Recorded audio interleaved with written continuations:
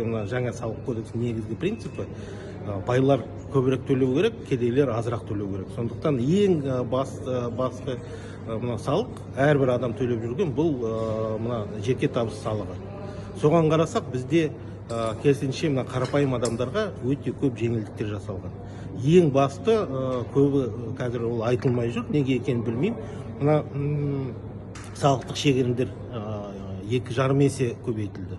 Ол деген не деген сөз? Мына бүгін бізде 55 мың болса, 130 мыңға жақын болады, 129 мың бірдеме.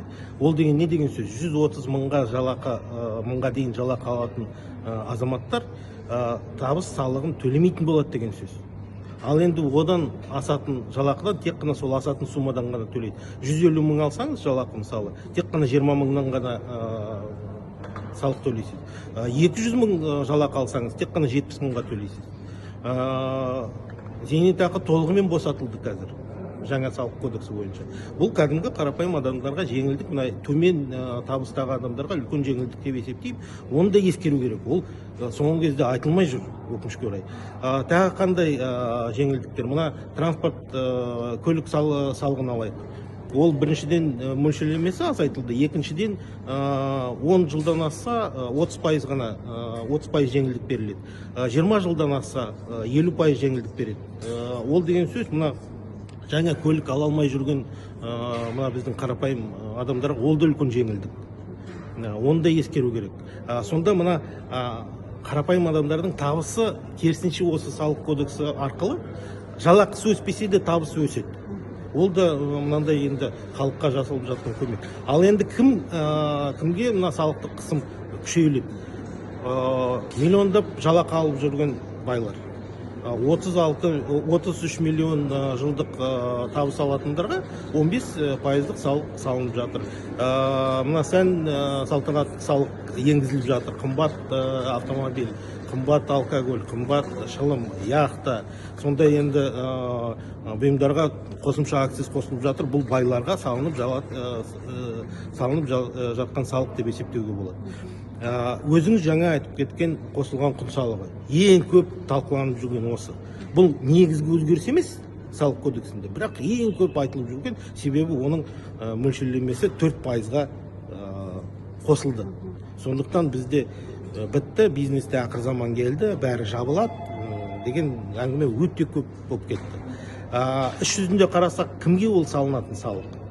Бүкіл кәсіпкерлер оны төлемейді. Ол қосымша 4% тек қана мына соңғы сатыда жұртқа товар сататын солар ғана төлейді. Оның арасында бәрі сол шегерім арқылы қайтарылады ол қаражат оларға. Оның ішінде де бәрі төлемейді. Мына тікелей қарапайым адамдарға қызмет жасап жүрген кәсіпкерлер, олар көбі босатылады ол салықтан. Кәдімгі шеберханалар, етік тігетін сондай, олар босатылады. Мына ірі кәсіпкерлер де болады. Орта шағын кәсіпкерлердің көбі босатылады, және үлкен жеңілдіктер бізде мына өңдеу өнеркәсібінде жұмыс істесек 70%-ға дейін жеңілдік болады. Ол деген сөз, біз осы салық арқылы алып сатарлықтан өңдеу өнеркәсібіне көшсін деген сондай ой. Соған біз кішкене итермелесек өте жақсы болады. Баға өсу мүмкін расында да, бірақ 4%-ға өспейді. Себебі мына 4% ол толығымен оның таза табыс емес, ішіндегі өзінің жалақысы бар.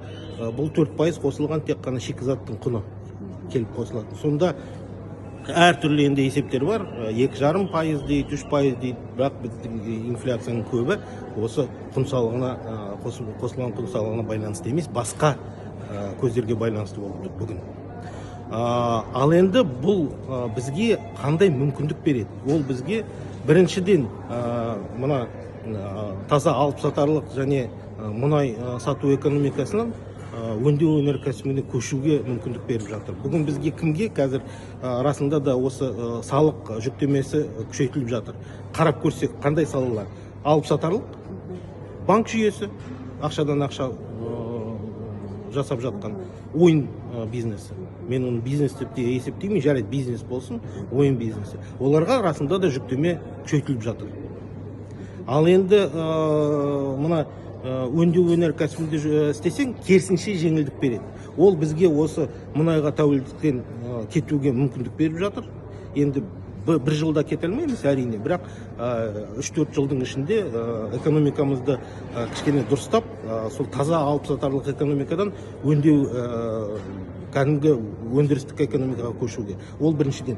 Екіншіден, оны да ескеру керек. Біз мына бюджеттік тапшылықты қысқартып, ұлттық қордан ақша алуды доғарып, тоқтатып, өзіміздің мына кәдімгі табыстан, өнеркәсіптен салық алуға мүмкіндік береді. Ол деген сөз, біз ұлттық қорды біздің ақшамыз емес, ол біздің балаларымыздың, немерелердің ақшасы, соны сақтап, сол балаларға беруге мүмкіндік береді.